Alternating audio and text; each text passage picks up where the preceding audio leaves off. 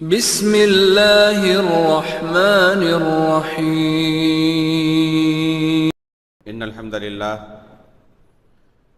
نحمده ونستعینه ونستغفره ونعوذ باللہ من شرور انفسنا ومن سیئات اعمالنا من يهده الله فلا مضل له ومن يضلل فلا هادي له واشهد ان لا اله الا الله وحده لا شريك له واشهد ان محمدا عبده ورسوله يا ايها الذين امنوا اتقوا الله حق تقاته ولا تموتن الا وانتم مسلمون يا ايها الناس اتقوا ربكم الذي خلقكم من نفس واحده وخلق منها زوجها وبث منهما رجالا كثيرا ونساء واتقوا الله الذي تساءلون به والارحام ان الله كان عليكم رقيبا يا ايها الذين امنوا اتقوا الله وقولوا قولا سديدا يصلح لكم اعمالكم ويغفر لكم ذنوبكم ومن يطع الله ورسوله فقد فاز فوزا عظيما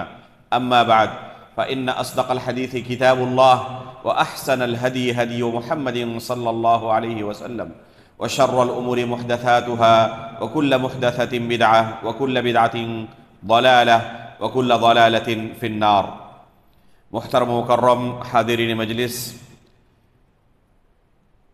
گزشتہ درس میں ہم امام محمد بن عبد الوہاب رحمہ اللہ کی کتاب شروط الصلاۃ و ارکانها و واجباتها سے نماز کے 7 شروط پڑھ چکے تھے۔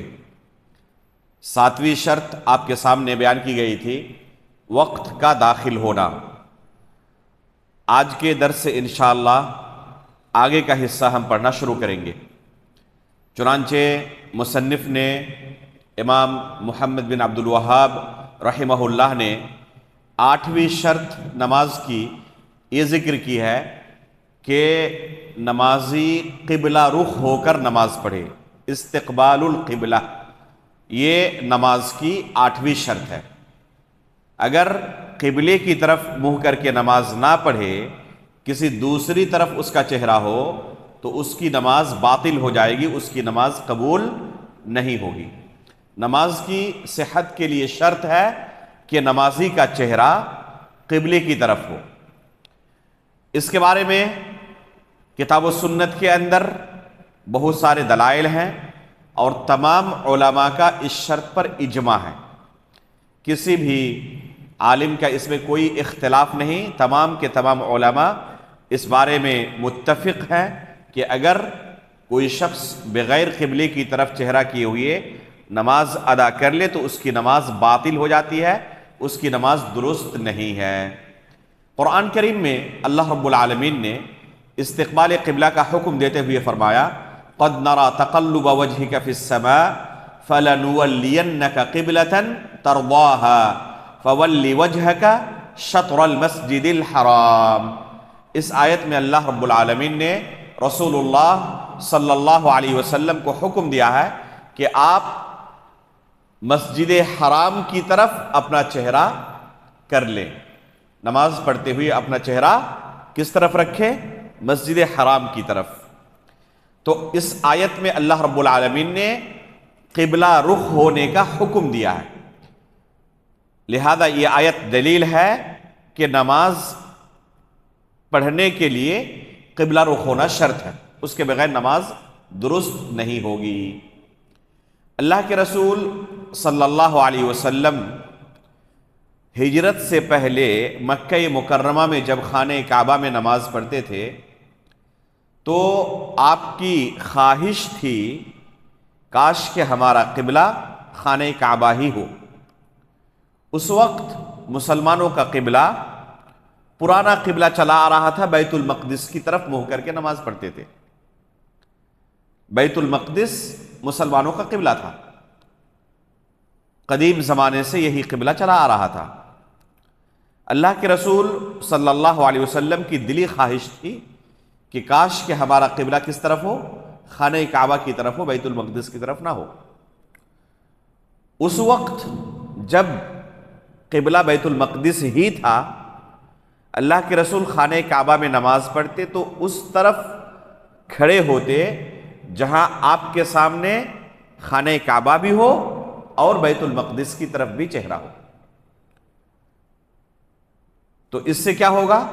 بیت المقدس کی طرف جو اصل قبلہ ہمارا ہے اس طرف چہرہ کر کے نماز ہماری درست ہو جائے گی، اور ساتھ میں خانہ کعبہ بھی ہمارے سامنے رہے گا. اللہ رب العالمین نے آپ کی یہ خواہش مدینہ طیبہ کی طرف ہجرت کرنے کے تقریباً 1.5 سال کے بعد پوری کی. یہ آیت جو ابھی آپ کے سامنے پڑھی ہے سورہ بقرہ کی 2 پارے کے بالکل شروع میں یہ آیت ہے. قد نرى تقلب وجهك في السماء. اللہ رب العالمین فرما رہے ہیں کہ آسمان کی طرف جو آپ اپنی نظریں اٹھاتے ہیں اس خواہش میں کہ قبلہ ہمارا بدل دیا جائے، تو ہم نے دیکھا فَلَنُوَلِّيَنَّكَ قِبْلَةً تَرْضَاهَا، ہم آپ کا قبلہ بدل دیں گے، اس طرف آپ کا قبلہ بنائیں گے جو آپ کو پسند ہو، جس سے آپ خوش ہو، راضی ہو جائے. اور اس کے بعد اللہ تعالیٰ نے حکم دیا فَوَلِّ وَجْهَكَ شَطْرَ الْمَسْجِدِ الْحَرَامِ، اس لیے آپ کیا کریں؟ مسجد حرام کی طرف اپنا چہرہ کر لیں. یہ آیت جب نازل ہوئی تو مسلمانوں کا قبلہ بدل گیا، بیت المقدس سے قبلہ خانہ کعبہ کی طرف ہو گیا. اس کے بعد اللہ کے رسول صلی اللہ علیہ وسلم نے اس آیت کے نازل ہونے کے بعد تمام نمازیں خانہ کعبہ کی طرف چہرہ کر کے ہی پڑھی. جب یہ آیت نازل ہوئی، قبلہ بدلنے کا اللہ کے رسول نے صحابہ اکرام کو خبر دی کہ ہمارا قبلہ بدل چکا ہے، اب ہمارا قبلہ خانہ کعبہ ہوگا، بیت المقدس اب ہمارا قبلہ نہیں رہا. ایک صحابی جس نے اللہ کے رسول سے یہ خبر سن لی تھی، بلکہ اللہ کے رسول کے ساتھ نماز پڑھ چکے تھے خانہ کعبہ کی طرف چہرہ کر کے، وہ نکلے دوسرے مسلمانوں کو، دوسرے صحابہ اکرام کو خبر دینے کے لیے کہ ہمارا قبلہ بدل چکا ہے، اب ہم کس طرف منہ کر کے نماز پڑھیں گے؟ خانہ کعبہ کی طرف منہ کر کے نماز پڑھیں گے. ایک مسجد سے گزر ہوا، دیکھا کہ اس مسجد کے مصلیان ابھی بھی بیت المقدس کی طرف منہ کر کے ہی نماز پڑھ رہے ہیں، کیونکہ انہیں ابھی تک خبر نہیں ملی ہے. دوران نماز اس صحابی نے انہیں کہا کیا آپ لوگوں کو ابھی تک خبر نہیں ہے کہ ہمارا قبلہ بدل چکا ہے، اب خانہ کعبہ ہمارا قبلہ ہو چکا ہے؟ مدینے سے جنوب کی طرف مکہ ہے. مدینے والے کس طرف منہ کر کے نماز پڑھتے ہیں؟ جنوب کی طرف. اور بالکل شمال کی طرف، نارتھ کی طرف کیا ہے؟ بیت المقدس ہے. تو اس طرف منہ کر کے نماز پڑھ رہے تھے، نارتھ کی طرف، اور دوران نماز خبر ملی کہ ہمارا قبلہ بدل چکا ہے، خانہ کعبہ ہمارا قبلہ ہو چکا ہے. نماز کی حالت میں ہی انہوں نے اپنا قبلہ چینج کر لیا اور خانہ کعبہ کی طرف باقی نماز انہوں نے چہرہ کر کے مکمل کی. یہ واقعہ صحیح بخاری کے اندر موجود ہے تحویل قبلہ کا. اس واقعے میں اس بات کی تعیین نہیں ہے، صحیح بخاری کے اندر جو روایت ہے قصہ تو موجود ہے کہ اس طرح ہوا، اور صحابہ اکرام جو بیت المقدس کی طرف منہ کر کے نماز شروع کیے تھے انہوں نے اپنی باقی نماز خانہ کعبہ کی طرف منہ کر کے مکمل کی. یہ روایت بالکل صحیح سند سے موجود ہے، لیکن اس روایت میں اس بات کی صراحت نہیں ہے کہ یہ واقعہ کس مسجد میں پیش آیا تھا. بعد دوسری روایتوں میں اس مسجد کے نام کے ساتھ یہ روایت آئی ہوئی ہے، مسجد کی تعیین موجود ہے. چنانچہ بعض روایتوں میں ہے مسجد قباء کے اندر یہ واقعہ آیا، پیش ہوا. بعض روایتوں میں ہے کہ مسجد نبوی کے اندر ہی واقعہ پیش ہوا تھا. بعض روایتوں کے اندر ہے کہ مسجد بنی عمرو بن سلمہ کے اندر یہ واقعہ پیش ہوا. لیکن یہ تمام روایتیں کسی بھی صحیح سند سے ثابت نہیں ہے۔ ان تمام روایتوں میں جن میں مسجد کے نام کی تعیین ہے، کسی بھی روایت کی سند صحیح نہیں ہے۔ ہر روایت کے اندر کچھ نہ کچھ کلام ہے، ہر سند میں کچھ نہ کچھ کلام ہے۔ اس لیے اسنادی حیثیت سے ہم کسی مسجد کے بارے میں بالتعیین کہنے کے پوزیشن میں نہیں ہے کہ یہی مسجد مسجد قبلتین ہے، اور جس کی دلیل صحیح سند سے یہ حدیث ہمارے پاس ہے۔ ایسی کوئی حدیث ہمارے پاس صحیح سند سے نہیں ہے جس سے ہم کسی مسجد کی تعیین کر سکیں کہ یہی مسجد مسجد قبلتین ہے۔ قبلتین مطلب دو قبلوں والی مسجد۔ البتہ کسی جگہ کی تعیین کے لیے جو مؤرخین ہوتے ہیں، ہسٹری کے ماہرین ہوتے ہیں، متخصصین ہوتے ہیں، ان کے یہاں کسی جگہ کی تعیین کے لیے متعدد طریقے ہوتے ہیں۔ ایک طریقہ تو سب سے بیسٹ یہ ہے کہ کسی صحیح حدیث کے اندر ہمیں اس کی دلیل مل جائے، یہ سب سے بیسٹ طریقہ ہے۔ لیکن اگر یہ نہ بھی ملے تب بھی دوسرے طریقے ہیں کسی جگہ کی تعیین کرنے کے لیے کہ یہ وہی جگہ ہے۔ جیسے آپ اگر حج کے لیے جا رہے ہیں اور عرفہ کے میدان میں نہیں پہنچے تو آپ کا حج کیا ہو جائے گا؟ باطل ہو جائے گا۔ اب عرفہ کا میدان کہاں سے کہاں تک ہے؟ جہاں نہ پہنچنے کی وجہ سے حج باطل ہو سکتا ہے، پہنچ جائے تو حج آپ کا درست ہو جائے گا۔ تو اگر کوئی شخص کہے کہ میں اسی کو عرفہ کا میدان مانتا ہوں اور وہ ہے مزدلفہ میں، چلے گا؟ نہیں چلے گا، اس کو عرفہ پہنچنا ہوگا۔ اب اگر کوئی کہے کہ صحیح سند سے ہمیں دکھاؤ کہ یہیں سے عرفہ شروع ہوتا ہے اور یہاں پر ختم ہو جاتا ہے، یہ جو تم نے لکیر کھینچی ہے عرفہ کے میدان کی، یہ جو بارڈر بنایا ہے، اس بارڈر کی تمہارے پاس کیا دلیل ہے؟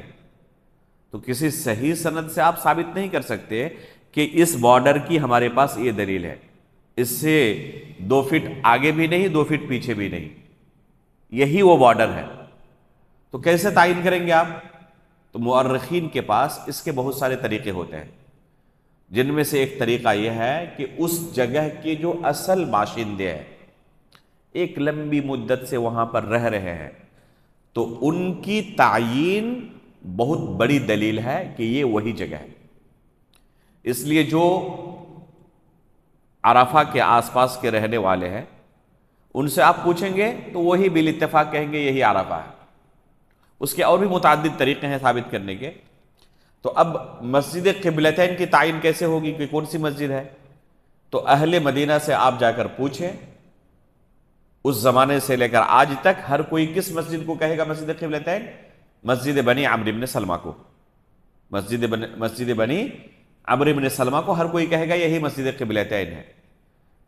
آج بھی آپ مدینہ چلے جائیں، کسی بھی شخص سے پوچھیں مسجد قبلتین کہاں ہے، ہر کوئی اسی مسجد کو دکھائے گا جو پرانے زمانے میں بنو عمرو بن سلمہ کا علاقہ تھا اور جہاں پر وہ مسجد بنی ہوئی ہے، ہر کوئی اسی مسجد کو دکھائے گا۔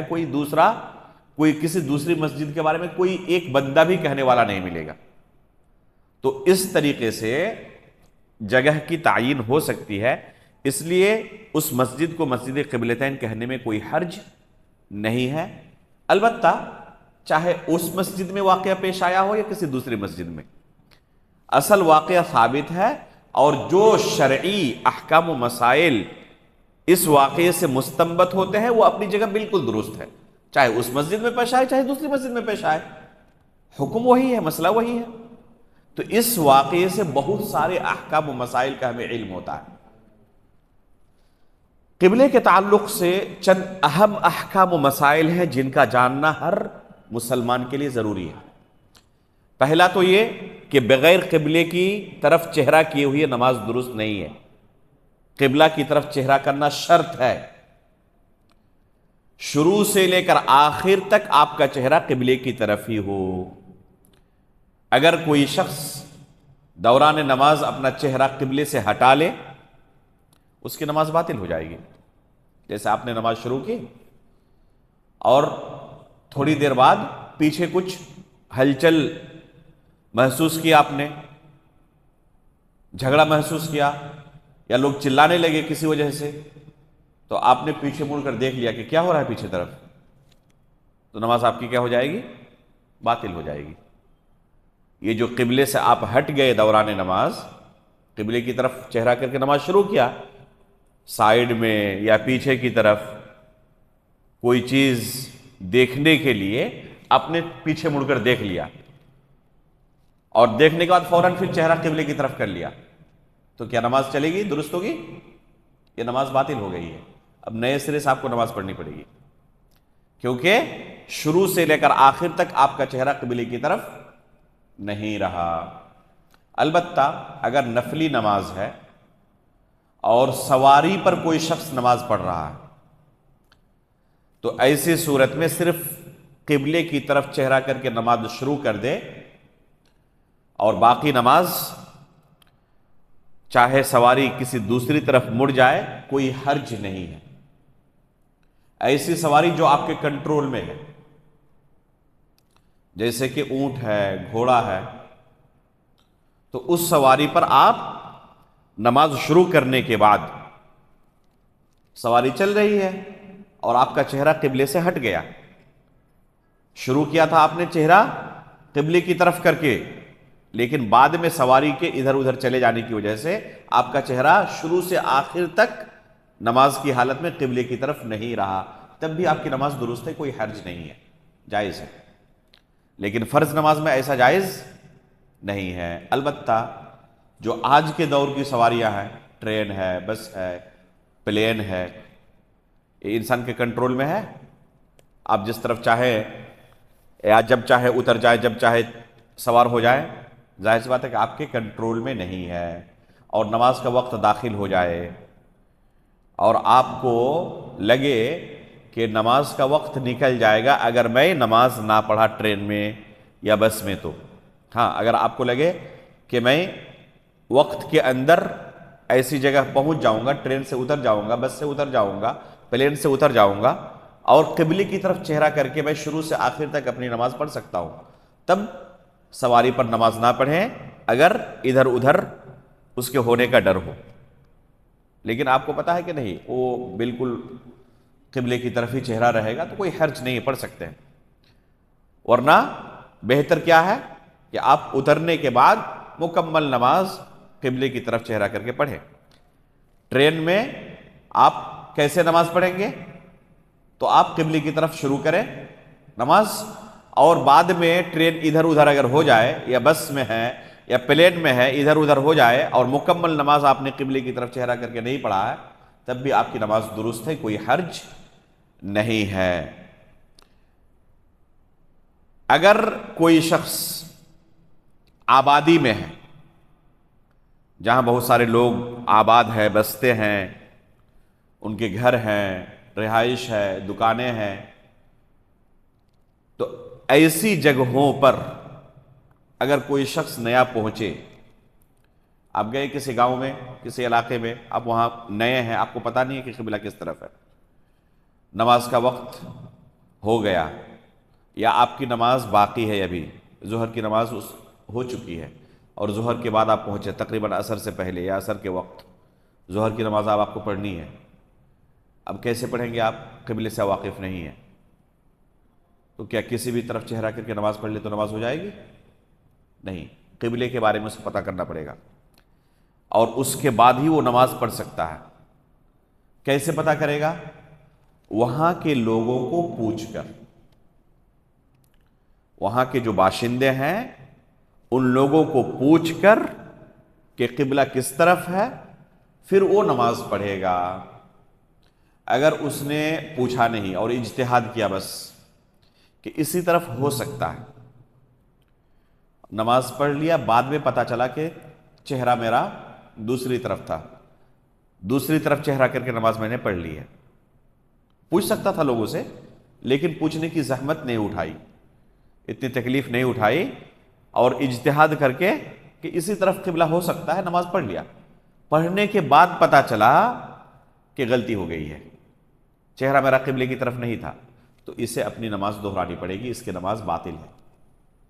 کیوں؟ کیونکہ یہ پوچھ سکتا تھا اور اس نے کوتاہی کی، تو ایسے شخص کو پوچھنا پڑے گا لوگوں سے کہ قبلہ کس طرف ہے، اور جو وہ بتائیں ان کے بتانے کے مطابق آپ قبلے کی طرف چہرہ کر کے نماز پڑھیں۔ اگر کوئی آبادی سے باہر ہے، جب آبادی سے باہر ہے تو ظاہر سی بات ہے کہ وہاں پر پوچھنے کا کوئی چانس ہی نہیں ہے، صحرا ہے، جنگل ہے، وہاں پر کوئی ہے ہی نہیں جس سے آپ پوچھ سکیں، تب کیا کریں؟ کیسے پتا کریں کہ قبلہ کس طرف ہے؟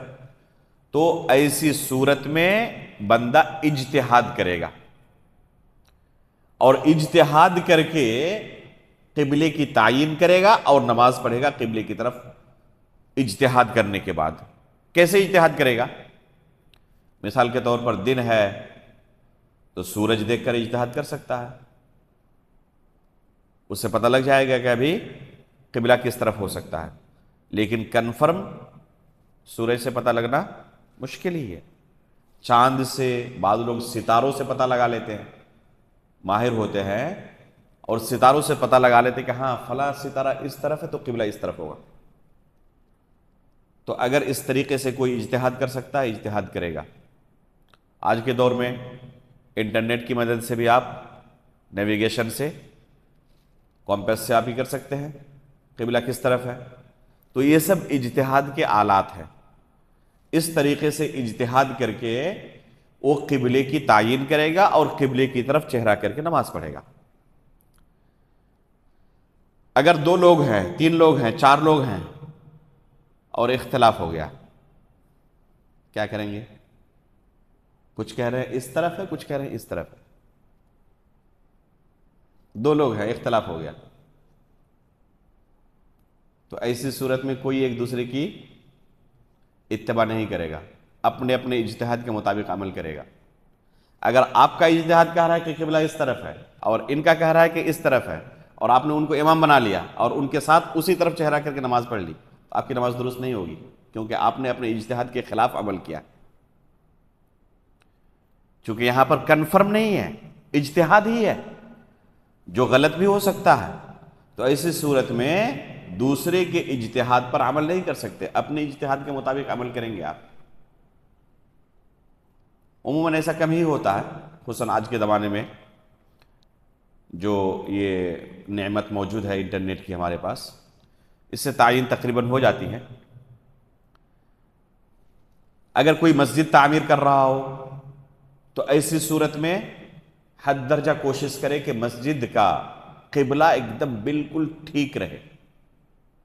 بعض لوگ تعمیر کرنے کے بعد قبلے کے بارے میں پتہ کرتے ہیں اور پتہ چلتا ہے کہ تھوڑی سی غلطی ہو گئی تھی، اب تعمیر کرنے کے بعد اس طرح قبلہ آ رہا، بعد میں بڑی پریشانی ہوتی ہے۔ اب کیا کرتے ہیں؟ مسجد کے حساب سے ہی نماز پڑھنے کی کوشش کرتے ہیں اور پوری زندگی تھوڑا سا کٹ کے نماز پڑھتے ہیں، یہ طریقہ درست نہیں ہے۔ آپ تعمیر ہی کریں اسی طرح مسجد کو جس طرف قبلہ ہے، اس کے بعد بھی اگر معمولی انحراف ہو جائے تو اس سے نماز باطل نہیں ہوگی۔ قبلہ کی طرف چہرہ ہو تو اس کے کئی مراحل ہیں۔ ایک شخص جو خانہ کعبہ میں موجود ہے اور اپنی آنکھوں سے خانہ کعبہ کو دیکھ رہا ہے، اس کے لیے ضروری ہے کہ اس کا چہرہ بالکل خانہ کعبہ کی طرف ہو، جو وہیں پر موجود ہے مسجد حرام میں اور خانہ کعبہ کو اپنی آنکھوں سے دیکھ رہا، تو اس کے لیے جائز نہیں ہے کہ ہلکا بھی ادھر ادھر ہو جائے اس کا چہرہ، بالکل ناک کی سیدھ میں خانہ کعبہ ہونا چاہیے۔ اگر مسجد حرام سے باہر ہے تو مسجد حرام کی طرف اس کا چہرہ ہو، مسجد حرام سے باہر ہے لیکن مکہ کے اندر ہی ہے وہ، ٹھیک ہے، تو مسجد حرام کی طرف اس کا چہرہ ہو۔ کوئی مکہ سے باہر ہے، مدینہ ہے، انڈیا آ گیا ہو، تو اب اس کا چہرہ مکے کی طرف ہو۔ مکہ کس طرف ہے؟ اللہ کے رسول صلی اللہ علیہ وسلم جب مدینہ پہنچے تو صحابہ اکرام سے کہا لا تستقبلوا القبلۃ ولا تستدبروها بغایۃ او بول ولكن شرقوا او غربوا۔ صحابہ اکرام سے اللہ کے رسول صلی اللہ علیہ وسلم نے فرمایا کہ پیشاب و پاخانہ کرتے وقت تم قبلے کی طرف نہ اپنا چہرہ کرو نہ اپنی پیٹھ کرو۔ تو اللہ کے رسول نے قضائے حاجت کے وقت قبلے کی طرف چہرہ کرنے سے بھی منع کیا، پیٹھ کرنے سے بھی منع کیا، ٹھیک ہے۔ آگے کیا فرماتے وَلَٰكِنْ شَرِّقُوا أَوْ غَرِّبُوا، لیکن مشرق یا مغرب کی طرف تمہارا چہرہ ہونا چاہیے۔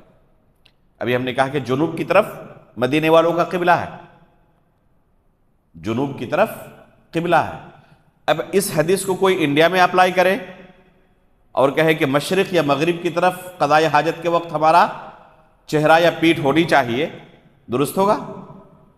اسی لیے ترجمہ کافی نہیں ہے۔ بعض لوگ کیا کہتے ہیں کہ ہم قرآن و حدیث کا ترجمہ پڑھ کے حدیث قرآن کو سمجھ سکتے ہیں، تو اب ترجمہ پڑھے گا، کہا کہ اللہ کے رسول نے خود کہا ہے کہ پیشاب و پاخانے کے وقت ہمارا چہرہ مشرق یا مغرب کی طرف ہونا چاہیے، اور اپلائی کرے انڈیا میں اس حدیث کو، ظاہر سی بات ہے کہ اسے غلطی ہوگی۔ تو صرف ترجمہ کافی نہیں ہے، اس حدیث میں اللہ کے رسول صلی اللہ علیہ وسلم نے مشرق اور مغرب کہا کہ تمہارا چہرہ قضاء حاجت کے وقت مشرق یا مغرب کی طرف ہو۔ تو پورا مشرق اور پورا مغرب یہ کعبے کے علاوہ ہے، اور مشرق و مغرب کے بعد کون سے سمتیں بچتی ہیں؟ جنوب اور شمال، ساؤتھ اور نارتھ، یہی بچتے ہیں۔ تو اب اس طرف اگر کرے گا ساؤتھ میں یا نارتھ میں تو جائز نہیں ہے قضاء حاجت کے وقت ساؤتھ یا نارتھ میں مدینے کے اندر چہرہ کرنا یا پیٹ کرنا۔ اس سے کیا پتہ چلتا ہے کہ مدینے والوں کا قبلہ ساؤتھ کی طرف ہے، جنوب کی طرف ہے۔ تو جو لوگ مکہ سے باہر ہیں وہ سمت کی طرف اپنا چہرہ کریں گے، جیسے انڈیا والوں کے لیے کیا ہے؟ مغرب ہے، مغرب کی طرف اپنا چہرہ کریں، ان کا قبلہ ہو جائے گا بالتعین۔ کعبہ کدھر ہے ایک دم ناک کی سیدھ میں ہو، اتنی دقت کی ضرورت نہیں ہے، کیونکہ یہ ممکن نہیں ہے یہاں سے، اور اللہ رب العالمین کسی انسان کو اس کی طاقت سے زیادہ مکلف نہیں کرتا۔ تو معمولی انحراف اگر ہو بھی جائے تو اس میں کوئی حرج نہیں ہے۔ جیسے مکہ کے اندر ہی جو دوسری مسجدیں ہیں وہاں پر مسجد لمبی ہے تو صف ایک دم لمبی ہوتی ہے، تو ظاہر سی بات ہے کہ صف کے اندر جتنے لوگ ہیں سب کا چہرہ تو بالکل کعبے کی طرف نہیں ہے۔ امام صاحب اور ان کے پیچھے جو ہیں ان کا چہرہ تو کعبے کی طرف ہے، لیکن جو ایک دم سائیڈ میں ہے ان کو تھوڑا سا ترچھا کر کے پھر نماز پڑھنا چاہیے۔ اللہ کے رسول صلی اللہ علیہ وسلم نے، صحابہ کرام نے، تابعین اور اسلاف کرام نے کبھی ایسا نہیں کیا، اور آج تک مکے کے اندر مسجدیں اسی طرح موجود ہیں۔ کسی ایک عالم کا بھی فتویٰ نہیں کہ یہاں پر اس طریقے سے باقی لوگوں کی نماز درست نہیں ہوگی، تھوڑا باقی لوگوں کو کیا کرنا پڑے گا؟ ترچھا ہو کے امام کی طرف ہونا پڑے گا، کوئی نہیں کہتا یہ۔ تو ہلکا پھلکا انحراف ہو تو اس میں کوئی حرج نہیں ہے، یہاں تک کہ بعض علماء نے اس میں اجماع تک نقل کیا۔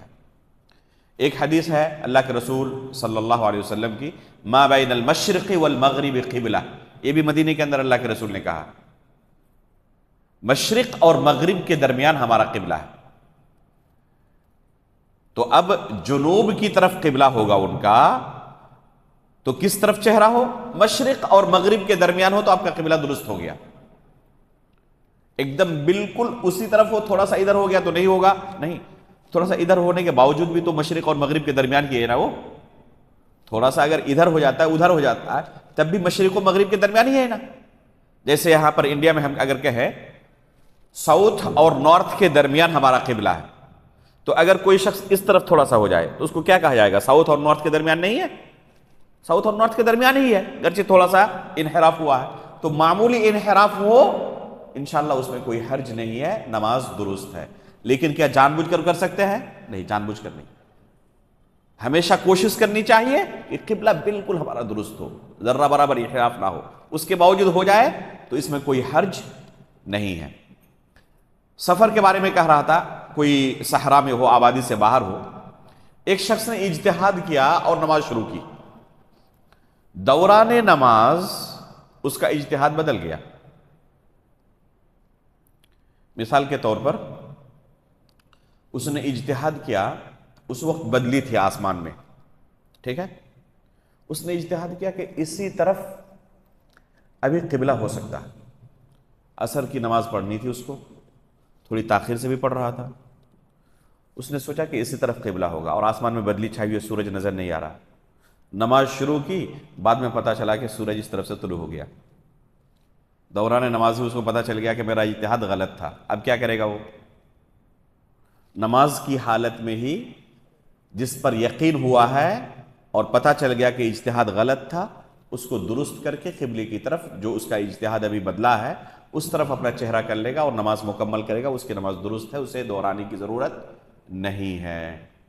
لیکن شک اگر پیدا ہو، یقین نہ ہو، جو اجتہاد کیا تھا اس اجتہاد کے بارے میں شک ہو جائے کہ میں نے اس طرف اجتہاد کر کے نماز تو شروع کی تھی، لیکن پتہ نہیں اسی طرف قبلہ ہے یا کسی دوسری طرف ہے، کسی دوسری طرف ہونے کے بارے میں یقین نہیں آیا ہے، شک صرف پیدا ہوا ہے، تو اس شک کا کوئی اثر نہیں ہے. الیقین لا یزول بالشک.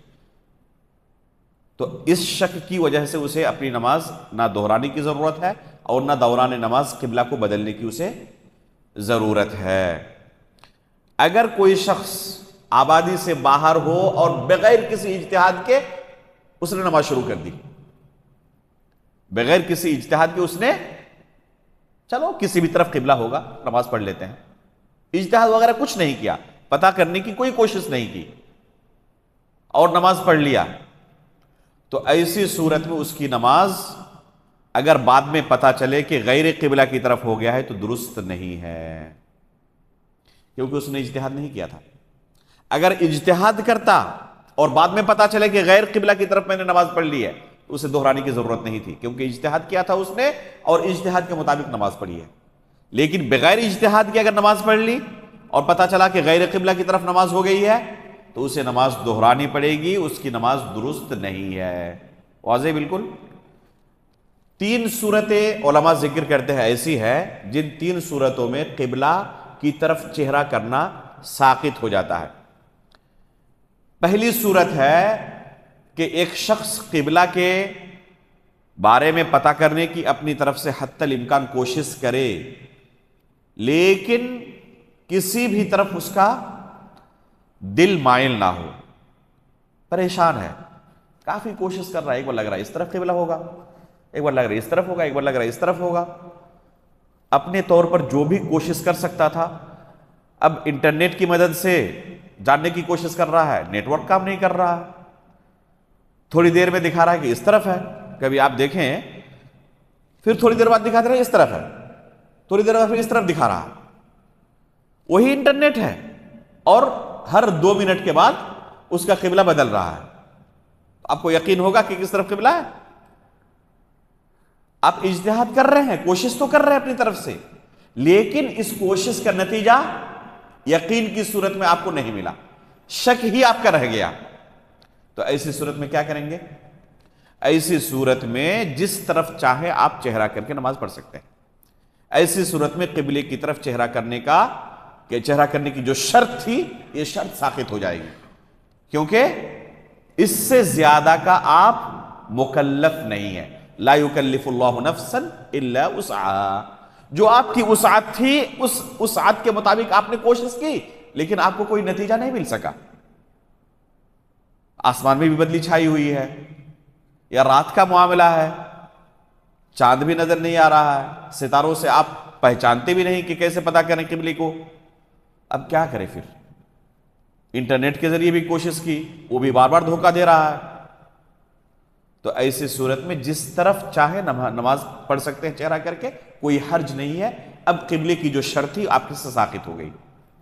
دوسری صورت ہے ایسا شخص جو قبلے کی طرف چہرہ نہ کر سکتا ہو، معذور ہو، تو اس سے قبلے کی طرف چہرہ کرنا ساقط ہو جاتا ہے، یہ شرط اس سے ساقط ہو جاتی ہے. جیسے کہ کوئی شخص کھمبے سے بندھا ہوا ہو، دشمنوں نے اسے کھمبے سے باندھ دیا اور اس کا چہرہ کیا ہے کس کی طرف؟ مشرق کی طرف، اور بندھا ہوا ہے، کیا کرے گا؟ نماز نہیں پڑھے گا؟ نماز پڑھے گا. اب اس سے قبلے کی شرط ساقط ہو جائے گی. تو یہ دوسری شرط ہے، دوسری صورت ہے. تیسری صورت ہے کہ حد درجہ دشمنوں کا خوف ہو. کہ وہ کسی بھی وقت اٹیک کر سکتے ہیں، جان جا سکتی ہے۔ اگر قبلے کے بارے میں ہم زیادہ سوچتے رہے تو نماز ہی نہیں پڑھ پائیں گے۔ تو ایسی صورت میں قبلے کی طرف چہرہ کرنے کی شرط جو ہے وہ ساقط ہو جاتی ہے، شدت خوف کی بنیاد پر۔ جنگ کی صورتحال ہے اور قبلے کی طرف چہرہ کر کے نماز پڑھنے کی اگر کوشش کریں جان جا سکتی ہے، تو ایسے موقع پر اس سے قبلے کی شرط کیا ہو جائے گی؟ ساقط ہو جائے گی۔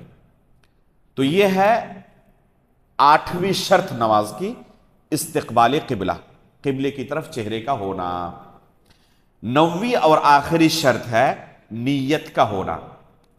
مصنف فرماتے ہیں وَمَحَلُّهَا الْقَلْبُ وَالتَّلَفُّظُ بِهَا بِدْعَةٌ، اور نیت کا محل دل ہے، وَالتَّلَفُّظُ بِهَا بِدْعَةٌ، اور زبان سے اسے ادا کرنا بدعت ہے۔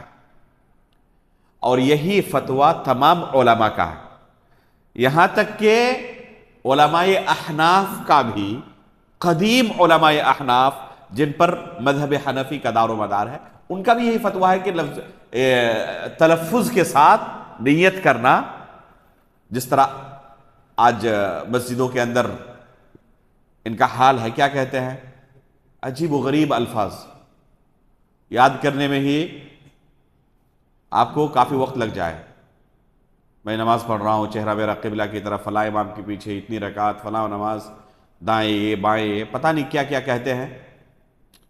کوئی ذرہ برابر بھی اگر غور کرے تو اس کو پتہ چل جائے گا کہ یہ میڈ ان انڈیا نماز ہے۔ اللہ کے رسول نے ایسی تعلیم نہیں دی ہے۔ بچنا چاہیے لوگوں کو اپنی نماز اس طرح خراب کرنے سے۔ نیت کا محل دل ہے، اور یہ ہر شخص سمجھتا بھی ہے کہ نیت کا محل دل ہے، اور وہ شخص بھی جو اس طرح نماز کی نیت کرتا ہے زبان سے ادا کر کے، اپنا ہر عمل وہ دل کے ارادے سے ہی کرتا ہے۔ وہی شخص جو مسجد آیا تھا اپنے گھر سے نکل کر، تم گھر سے نکلتے وقت پیر نکالا تو کیا زبان سے ادا کیا تھا کہ میں جا رہا ہوں مسجد فلاں نماز پڑھنے کے لیے؟ وضو کرنے سے پہلے کیا اس نے اس طرح منہ سے ادا کیا تھا میں وضو کر رہا ہوں اس طریقے سے، فلاں پانی سے، زمزم کے پانی سے یا فلاں پانی سے، اور فلاں فلاں نماز پڑھنا چاہتا ہوں؟ کہتا ہے؟ نہیں کہتا۔ پھر نماز کے وقت ہی یہ نیت کہاں سے آپ کو مل گئی؟ تو ظاہر سی بات ہے کہ اس نیت کی کوئی شرعی حیثیت نہیں ہے، اور علماء کا اتفاق ہے کہ یہ بدعت ہے، وَالتَّلَفُّظُ بِهَا بِدْعَةٌ۔ لیکن نیت ہونی چاہیے۔ نیت کہتے ہیں دل کے اندر آپ کا ارادہ ہونا چاہیے، اور یہ صرف نماز کے اندر نہیں بلکہ تمام عبادتوں میں شرط ہے۔ تمام عبادتوں میں نیت کا ہونا شرط ہے۔ اللہ کے رسول صلی اللہ علیہ وسلم کی حدیث ہے، یہ صحیح بخاری کی پہلی حدیث ہے، انما الاعمال بالنیات، کہ اعمال کا دار و مدار نیتوں پر ہے۔ جب تک دل میں نیت نہ ہو وہ عمل اللہ کی بارگاہ میں قابل قبول نہیں ہے۔ نیت کا فائدہ کیا ہے؟ نیت کے 2 فائدے ہیں۔ پہلا فائدہ ہے عبادت اور معاملات کے درمیان فرق کرنے کی چیز یہی نیت ہے۔ مثال کے طور پر ایک شخص جنبی ہے، اسے غسل کی ضرورت ہے، روزانہ غسل کرتا ہے، حمام جاتا ہے، غسل کر کے نکلتا ہے۔ اب غسل جنابت کرنے کے لیے دل کے اندر نیت ہونی چاہیے، کیونکہ یہ غسل عام غسل نہیں ہے، یہ عبادت ہے۔ غسل جنابت کیا ہے؟ عبادت ہے۔ تو اس کے لیے دل میں ارادہ ہونا چاہیے کہ میں غسل جنابت کر رہا ہوں۔ اب اگر کوئی شخص بھول گیا، روزانہ اس کی عادت ہے ظہر کی اذان سے پہلے غسل کرتا ہے، نماز پڑھتا ہے، اب اس دن وہ جنبی تھا اور اس کے ذہن سے بات نکل گئی کہ میں جنبی تھا، گیا غسل کیا، واپس نکلنے کے بعد حمام سے اسے یاد آ رہا ہے اچھا میں تو جنبی تھا۔ دوران غسل اسے کچھ بھی یاد نہیں تھا جنبی ہونے کے بارے میں، اور بعد میں یاد آیا، تو کیا یہ غسل اسے پاک کر دے گا؟ اس غسل سے وہ پاک نہیں ہوگا، کیونکہ یہ عبادت ہے، اور عبادت بغیر نیت کے قبول نہیں ہوتی۔ تو غسل تو وہی ہے ایک عام غسل اور ایک عبادت والا غسل، ان دو غسلوں کے درمیان فرق کس چیز سے آپ نے کیا؟ صرف نیت سے۔ تو نیت کا یہ ایک فائدہ ہے کہ عبادت اور معاملات کے درمیان اس سے فرق کرتے ہیں۔ دوسرا فائدہ یہ ہے کہ ایک ہی طرح کی عبادتوں کے درمیان فرق کرنے کے لیے یہی نیت کام آتی ہے۔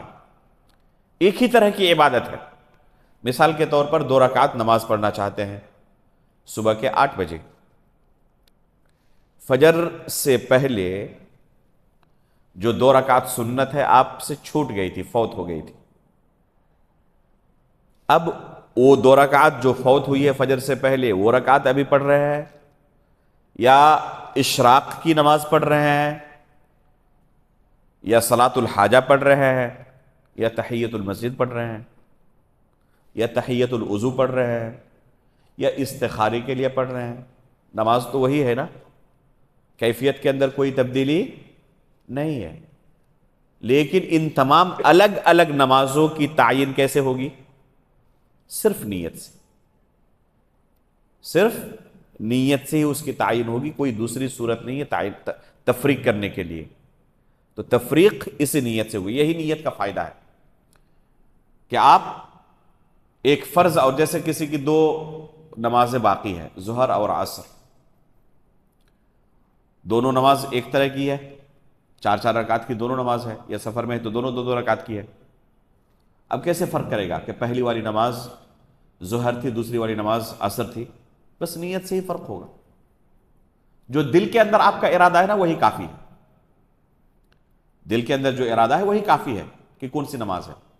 الگ سے کھڑے ہو کر بعض لوگ کیا کرتے ہیں، امام اللہ اکبر کہہ چکے ہیں، وہ کافی دیر تک کھڑا ہے، نماز شروع نہیں کر رہا ہے، بعد میں اس سے پوچھے کہہ رہا کہ میں نیت کر رہا تھا، وہ تلفظ تو نہیں کرتا، زبان سے ادا تو نہیں کرتا، لیکن اپنے آپ کو تیار کرتا ہے کہ ہاں میں ابھی اسی نماز کو پڑھ رہا ہوں۔ اللہ کے بندے، اتنے دیر تک تیار کرنے کی کوئی ضرورت نہیں ہوتی ہے، دل کے اندر ارادہ ہے نا، آپ کس لیے کھڑے ہوئے یہاں پہ آئے، کیوں تھے گھر سے یہاں پہ؟ یہی آپ کے اندر دل میں جو ارادہ ہے اسی کو نیت کہتے ہیں، وہی کافی ہے، دل کے اندر ارادے کا موجود ہونا، اس سے آپ کی نماز درست ہو جائے گی۔ لیکن کسی کے ذہن میں ہو ہی نہ کہ کون سی نماز ہے، رمضان کا مہینہ چل رہا تھا اور چاند میں گرہن لگ گیا، اس کے لیے نماز مشروع ہے نا، ایک بندہ سمجھا کہ شاید تراویح کی نماز ہے اور اس نے تراویح کی نیت سے شروع کر دی، اور لوگ پڑھ رہے ہیں کس کی نماز؟ چاند گرہن کی، تو کیا اس کی یہ نماز چاند گرہن کی نماز ہوگی؟ نہیں، اس لیے کہ اس کے دل میں ارادہ ہی نہیں ہے۔ تو یہ فرق ہے نیت کا، تو نیت کے یہ فوائد ہیں۔ اس طریقے سے ہم جو نماز کی شرطیں تھیں ان سے فارغ ہو چکے۔ جو اگلا مسئلہ ہمارے سامنے ہے وہ ہے نماز کے ارکان کے بارے میں، صرف آج گنا دیتا ہوں، اگلے درس میں ہم تفصیل ایک ایک رکن کی آپ کے سامنے پیش کریں گے۔ مصنف رحمہ اللہ فرماتے ہیں کہ نماز کے کل 14 ارکان ہیں۔ نمبر 1 القیام مع القدرہ، یعنی کھڑے ہو کر نماز پڑھنے کی طاقت ہے تو کھڑے ہو کر نماز پڑھنی پڑے گی، بیٹھ کر پڑھیں یا لیٹ کر پڑھیں تو آپ کی نماز درست نہیں ہے۔ جو شخص کھڑے ہو کر نماز پڑھ سکتا ہے، یہ ایک نماز کا رکن ہے۔ دوسرے نمبر پر تکبیرۃ الاحرام، یعنی پہلی تکبیر جس سے آپ نماز کے اندر داخل ہوتے ہیں۔ تیسرے نمبر پر فاتحہ پڑھنا، سورہ فاتحہ پڑھنا نماز کا رکن انہوں نے شامل کیا ہے۔ چوتھے نمبر پر رکوع کرنا۔ پانچویں نمبر پر رکوع سے اٹھنا، اس لیے جو لوگ رکوع سے اٹھتے نہیں پھر سجدے میں چلے جاتے ہیں، کرتے ہیں نا کچھ لوگ، ایک رکن مکمل چھوٹ جاتا ہے اور رکن چھوٹنے سے وہ رکعت باطل ہو جاتی ہے۔ رکن چھوٹنے سے وہ رکعت کیا ہوتی ہے؟ باطل ہو جاتی ہے۔ تو رکوع سے اٹھنا ایک رکن ہے، اٹھے نہیں پھر چلے گئے سجدے میں، ایک رکن آپ کا چھوٹ گیا ہے۔ اس کے بعد 7 ہڈیوں پر سجدہ کرنا۔ اس کے بعد ہے اعتدال کے ساتھ سجدہ کرنا، جب آپ سجدہ میں رہیں اعتدال کے ساتھ۔ اس کے بعد ہے 2 سجدوں کے درمیان بیٹھنا، بعض لوگ کیا کرتے ہیں، ایک سجدے سے پورا اٹھے ہی نہیں کہ دوسرے سجدے میں چلے گئے، کرتے نہیں کرتے کچھ لوگ، ان کا مکمل ایک رکن چھوٹ جاتا ہے، دو سجدوں کے درمیان بیٹھنے والا رکن، اس سے نماز درست نہیں ہوگی۔ اس کے بعد تمام ارکان میں اطمینان کا مظاہرہ کرنا، اطمینان کے ساتھ، کوے کے چوچ مارنے کی طرح نہیں۔ بعض لوگ کب شروع کیا کب ختم کیا کچھ پتہ ہی نہیں چلتا، تو اس طریقے سے نماز نہیں ہوتی ہے۔ اس کے بعد ہے ترتیب کے ساتھ نماز پڑھنا۔ کسی نے اگر سجدے کے بعد رکوع کیا، نماز نہیں ہوگی، جو ترتیب ہے اسی ترتیب کے ساتھ آپ کو نماز پڑھنی پڑے گی۔ اس کے بعد آخری تشہد، آخری تشہد رکن ہے، اگر ایک سے زائد تشہد ہے تو پہلا تشہد یہ رکن نہیں ہے، یہ واجب ہے بس، اور آخری تشہد رکن ہے۔ رکن چھوٹ جائے رکعت دہرانی پڑے گی، لیکن واجب اگر چھوٹ جائے تو سجدہ سہو کے ذریعے اس کو آپ درست کر سکتے ہیں، آپ کی نماز درست ہو جائے گی۔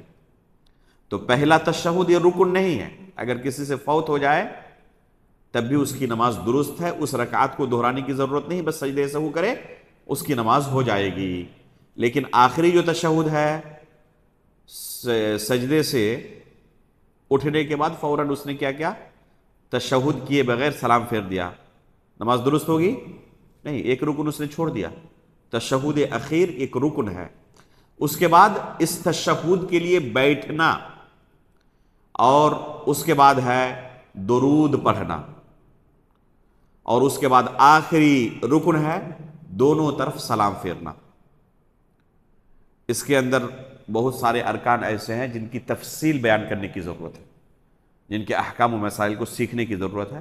انشاءاللہ اگلے درس میں یہ تمام جو 14 ارکان ہیں، ہر رکن کے بارے میں آپ کے سامنے تفصیل پیش کرنے کی کوشش کی جائے گی۔ اللہ رب العالمین سے ہم دعا کرتے ہیں کہ اللہ رب العالمین ہمیں نماز کے ان اہم احکام و مسائل کو سیکھنے اور اپنی نمازوں کو درست طریقے سے سنت کے مطابق پڑھنے کی توفیق عطا فرمائے۔ آمین تقبل یا رب العالمین، وصلی اللہ علی نبینا محمد، سبحانک اللہم و بحمدک، اشہد ان لا الہ الا انت، استغفرک و اتوب الیک۔